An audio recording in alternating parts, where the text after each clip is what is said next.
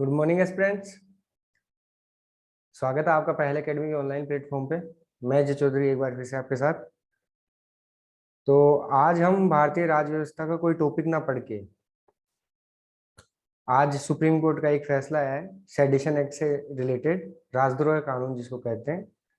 तो उन्होंने सरकार को आदेश दिया है कि वापस से इस कानून की समीक्षा की जाए, और जब तक इसकी समीक्षा नहीं की जाती तब तक इस कानून के तहत कोई भी मुकदमा दर्ज ना किया जाए। तो हम न्याय व्यवस्था से ज्यादा तो नहीं जानते खैर, लेकिन हम कोशिश करेंगे इसका ऐतिहासिक पृष्ठभूमि जानने की और आपको समझाने की कि क्या है सेडिशन लॉ, क्या है। ठीक है, राजद्रोह कानून जिसको कहते हैं, तो वो है क्या चीज। अब हम बात करें इसकी जो हिस्टोरिकल बैकग्राउंड की, सबसे पहले तो उसमें आ जाता है कि ये जो एक्ट था, sedition laws were enacted in 17th century in England when lawmakers believed that only good opinions of the government should survive. So what they thought was that bad opinions about government can be detrimental to the government and monarchy. There was a monarchy system in Britain at that time in 17th century. So what they believed that only good opinions about monarch, about government should survive. तो हम देखें अगर इसको, तो 17वीं शताब्दी में England में राजद्रोह कानून बनाए गए थे, जब सांसदों का मानना था कि सरकार की केवल अच्छी राय ही जीवित रहनी चाहिए, यानी कि सरवाइव करनी चाहिए। क्यों? क्योंकि उनका मानना था कि बुरी राय सरकार और राजशाही दोनों के लिए हानिकारक है। तो उन्होंने फिर उस वक्त सेडिशन लॉज बनाए। कब बनाए थे? 17th सेंचुरी में। अब ये तो बात हो गई उस वक्त की। इंडिया में कैसे आया ये? इंडिया में कब इसका यूज होना स्टार्ट हुआ या कब ये इनेक्ट हुआ, तो उसकी अगर हम बात करें ना, तो सबसे पहले इंडिया में लॉ कमीशन बना था, आपको पता हो तो, मेकाले की अध्यक्षता में। So in India the law was originally drafted by Thomas Macaulay in 1837, the British historian politician. He was an British historian politician, but it was inexplicably omitted when the Indian Penal Code was enacted in 1860. So the thing is कि जब Thomas Macaulay की अध्यक्षता में ये draft हुआ 1837 में, ठीक है, लेकिन फाइनली ये कब लागू हुआ इंडिया में? 1860 में, जब भारतीय दंड संहिता लागू की गई, ठीक है, आईपीसी जिसको कहते हैं हम। तो उसके सेक्शन 124 ए के अंडर में है ये। लेकिन 124 ए कब ऐड किया गया? ये किया गया 1870 में सर जेम्स स्टीफन द्वारा। ठीक है, so basically sedition act section 124 A of Indian penal code was enacted in IPC in 1870 by amendments introduced by sir James Stephen. ठीक है, हो गया, यू गॉट इट।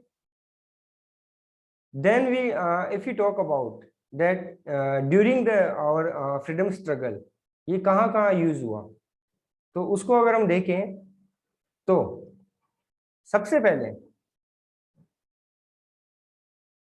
पहले it was practised in late 19th century against Indian nationalist leaders. ठीक है, उसके अलावा if you see the sedition act in initial phase, तो the sedition law included numerous prosecutions against the editor of nationalist newspaper। तो जो स्वतंत्रता संग्राम के दौरान हमारी जो राष्ट्रीय न्यूज़पेपर हुआ करते थे, जो जन जागरण का काम किया करते थे या लोगों में देशभक्ति की भावना जगाने का काम किया करते थे, ब्रिटिश सरकार की आलोचना का काम किया करते थे, उनकी जो गलत पॉलिसीज होती थी उनको डिफेम किया करते थे, तो उनके अगेंस्ट ये सेडिशन एक्ट लाया जाता था। और अगर इसमें फर्स्ट बात करी जाए तो जोगेंद्र चंद्र बोस जी थे 1891 में। तो वो जो थे बंगभाषी, एक न्यूज़पेपर हुआ करता था बंगभाषी, तो उनके एडिटर थे। तो उन्होंने एक आर्टिकल लिखा, तो उन्होंने वो उस वक्त क्या था कि एज ऑफ कंसेंट बिल आया था उस वक्त, तो उसको उन्होंने क्रिटिसाइज किया। ठीक है, तो उनका ऐसा मानना था जो एज ऑफ कंसेंट बिल है उससे हमारे धर्म और जो भारतीयों का आपस में रिलेशन है, कोर्सिव रिलेशन है, उसको खतरा है इससे, उनका ऐसा मानना था। तो जब उन्होंने इसकी आलोचना की, किसकी? The age of consent bill, 1891 में। वो किसके एडिटर थे? बंगभाषी के। तो उस वक्त इनके खिलाफ फिर ये जो है सेडिशन एक्ट लाया गया, मतलब इसका यूज किया गया, उनके खिलाफ मुकदमा और उनकी गिरफ्तारी हुई इसी के तहत। और अगर हम बाद में बात करें तो 3 प्रमुख जो सेडिशन ट्रायल्स हैं, राजद्रोह कानून की जो ट्रायल्स हैं, वो है बाल गंगाधर तिलक, ठीक है, और महात्मा गांधी का 1922 में। जो गांधी जी थे तो उनके साथ थे शंकरलाल बैंकर, ठीक है। यंग इंडिया एक मैगजीन आती थी, ठीक है, यंग इंडिया एक मैगजीन आती थी, गांधी जी के द्वारा पब्लिश की जाती थी। तो इसमें इन्होंने एक आर्टिकल लिखा था, ठीक है। तो इनके खिलाफ उस वक्त सेडिशन एक्ट लाया गया और इनकी गिरफ्तारी भी हुई। अगर हम आज की बात करें कि आज सेडिशन एक्ट की बात क्यों हो रही है, सुप्रीम कोर्ट ने इसकी आलोचना क्यों की और सरकार को इसकी समीक्षा करने के लिए क्यों कहा है, तो सबसे पहले जानते हैं कि सेडिशन एक्ट आज के टाइम पे है क्या। तो सेडिशन एक्ट बेसिकली, सेडिशन राजद्रोह जो है, is a crime under section 124 A of Indian penal code. Indian penal code होता है जिसके तहत जो भी क्राइम्स है या उनसे रिलेटेड जो कोड्स हैं उनको डिफाइन किया जाता है इसमें। तो राजद्रोह कानून जो आज है, भारतीय दंड संहिता की धारा 124 ए के तहत एक अपराध है, ठीक है। अब ये 124 ए है क्या, तो इसको हम देखते हैं। ये डिफाइन करती है सेडिशन को। It defines sedition as an offence committed when any person by words, either spoken or written, or by signs, or by visible representation, or otherwise brings or attempts to bring into hatred or contempt, or excites or attempts to excite disaffection towards the government established by law in the India। Explain कर देता हूं कि कोई भी व्यक्ति भले ही शब्दों से, ठीक है, या फिर बोलकर, लिखकर, संकेतों से, या किसी भी विजिबल रिप्रेजेंटेशन से घृणा, नफरत या अवमानना, अवमानना का मतलब होता है कंटेम्प्ट होता है ना, तो जो गवर्नमेंट एस्टेब्लिश्ड लॉ है, कानून के द्वारा जो सरकार स्थापित है भारत में, अगर उसके खिलाफ घृणा, अवमानना या असंतोष उत्तेजित करने का प्रयास करता है, ठीक है, तो उसको राजद्रोह की श्रेणी में रखा गया है। हालांकि ये बिल्कुल ऐसे डिफाइन भी नहीं है एग्जैक्टली, इसकी ब्रॉड डेफिनेशन है, बहुत सारी चीजें इसके अंडर में आ जाती है। क्योंकि डिसअफेक्शन में क्या किया जाता है? डिसलॉयल्टी एंड ऑल फीलिंग्स और एमनिटी, however comments without exciting or attempting to excite hatred, contempt or disaffection will not constitute an offense under this section। तो ये हिंदी में इसका थोड़ा अप्रसन्नता में बेवफाई और शत्रुता, बेवफाई मतलब डिसअफेक्शन, सरकार के प्रति डिसअफेक्शन।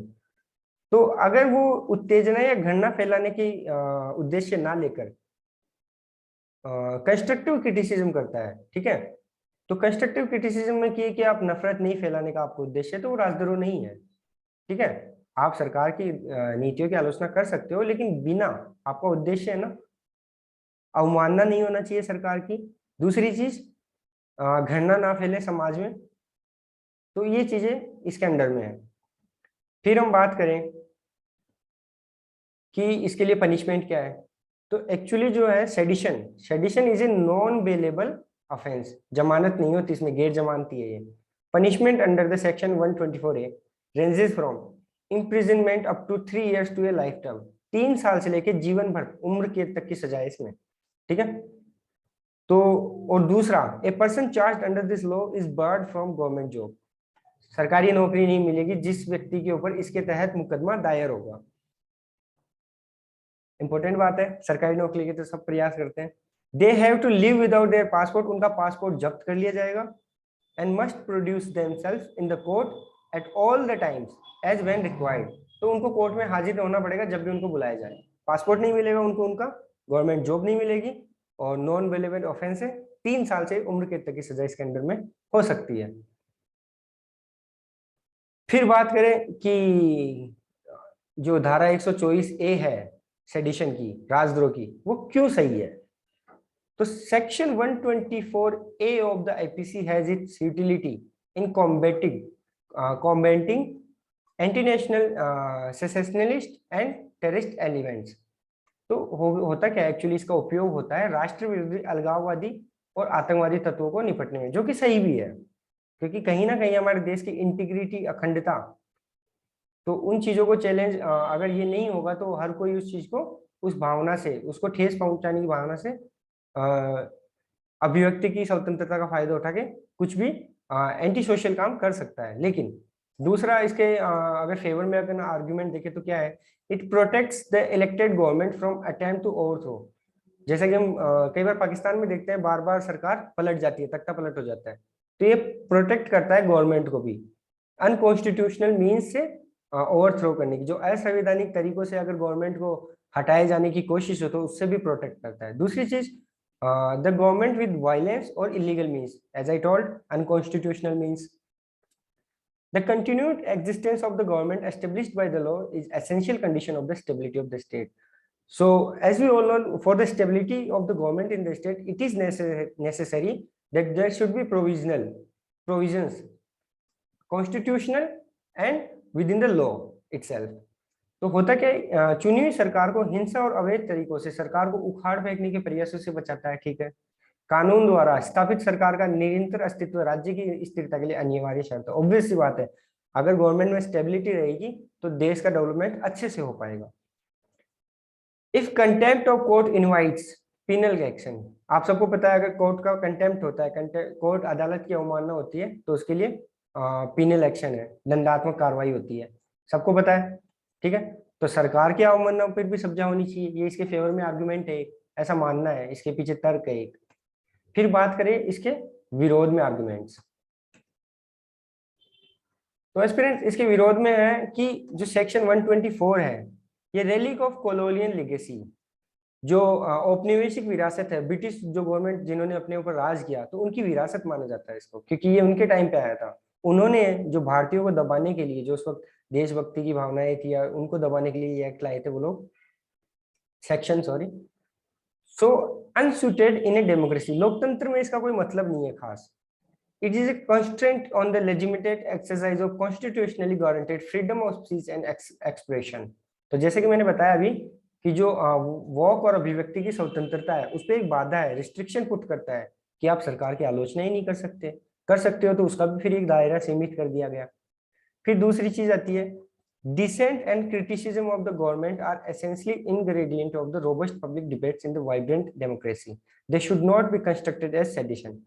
तो एक जो अच्छा लोकतंत्र होता है, मजबूत लोकतंत्र होता है, उसमें क्या होता है कि सरकार के साथ असहमत होने का आपको अधिकार होता है, आप आलोचना कर सकते हो, तो इसे देशद्रोह के रूप में नहीं बनाना चाहिए, ऐसा मानना है। अभी सुप्रीम कोर्ट में भी यही, जो पिछले 10 सालों में जितने भी मुकदमे दायर हुए हैं, जब सुप्रीम कोर्ट ने देखा कि उनमें से जो रियल ऑफेंस थे बहुत कम थे, बेसिकली मेजर जो थे उनमें या तो सरकार की आलोचना की गई थी या नेताओं की आलोचना की गई थी, जिसको उन्होंने उनका मानना है, सुप्रीम कोर्ट का मानना है कि सेक्शन जो 124A है इसका बहुत ही गलत यूज हुआ है, ठीक है।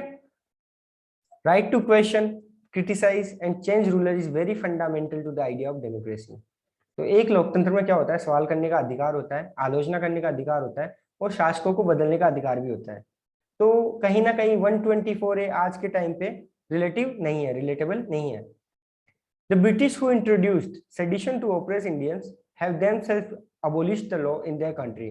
There is no reason why India should not abolish the section. Obviously, in 2009, British government abolished the Sedition Act. जब ब्रिटेन में भी जो सेडिशन एक्ट राजद्रोह कानून है वो 2009 में हटा दिया गया है, ठीक है। तो हम तो मानते ही हैं कि ये उनकी विरासत है, तो जब ब्रिटेन ने ही हटा दिया है तो भारत, इसका ऐसा कोई लेजिटिमेट कारण नहीं है कि भारत को इस कानून को समाप्त क्यों नहीं कर देना चाहिए, ठीक है। क्योंकि ये जो एक्ट लाया गया था ये भारतीयों पर अत्याचार करने के लिए राजद्रोह का कानून उस वक्त लाया गया था, तो आज तो इसका उतना रिलेटेबल नहीं है ना कि हटा देना चाहिए इसको। अब बात आती है कि आगे क्या किया जा सकता है या क्या हो सकता है। So basically India is the largest democracy of the world, we all know. The right to free speech and expression is an essential ingredient of democracy. Obviously, the expression or thought that is not in consonance with the policy of the government of the day should not be considered as sedition. Bharat जो है दुनिया का सबसे बड़ा लोकतंत्र है, लगभग 150 करोड़ की आबादी है, तो यहाँ पे जो है स्वतंत्रता का अधिकार और अभिव्यक्ति का अधिकार लोकतंत्र का एक अनिवार्य घटक है। तो सरकार की नीति के अनुरूप अगर आप सरकार की आलोचना करें तो उसको देशद्रोह नहीं माना जाना चाहिए। दूसरी चीज, the definition of sedition should be narrowed down to include only the issues pertaining to the territorial integrity of India as well as the sovereignty of the country। तो जो सेडिशन एक्ट की जो बहुत ब्रॉड कंसेप्ट है इसका, तो उसको थोड़ा नैरो डाउन करना चाहिए, थोड़ा स्पेसिफाई करना चाहिए कि एग्जैक्टली आप कौन सी चीज से जिससे हमारा जो देश है उसकी क्षेत्रीय अखंडता है और संप्रभुता है उसको खतरा नहीं होना चाहिए।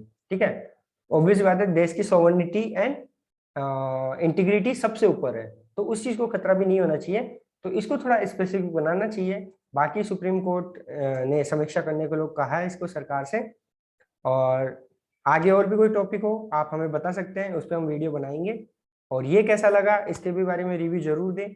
ठीक है, थैंक यू सो मच।